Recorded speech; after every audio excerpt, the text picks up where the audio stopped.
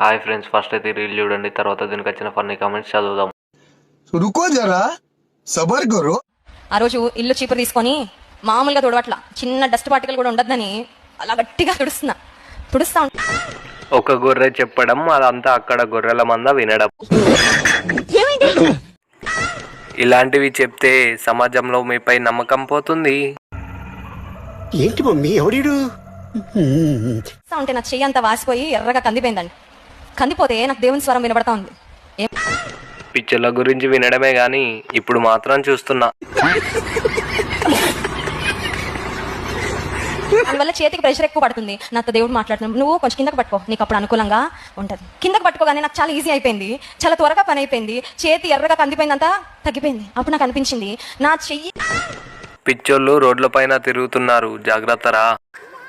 ఏదో తేడాగా ఉందేంటి? ఏంటి మాట్లాడేటప్పుడు కొంచెం ఆలోచించాలి, ఏది చెప్పినా నమ్మేటట్టుగా ఉండాలి. పాపం ఫీల్ అయినట్టున్నారు. ఏమనంటే, బ్లెస్సీ నువ్వు చీపురు కార్నర్ కి పట్టుకున్నావు, నువ్వు కొంచెం కిందకి పట్టుకో అని వినబడుతుందండి. నేను హడావిడిలో పని త్వరగా అయిపోవాలని చివరికి పట్టుకొని స్పీడ్ గా చేసేస్తున్నా. దాన్ని పిల్లి గుడ్డిదైతే ఎలకేదో చూపించింది. ఐడియా అయితే ఇదే మామ. సబ్స్క్రైబ్ చేయొచ్చు కదా ఫ్రెండ్స్.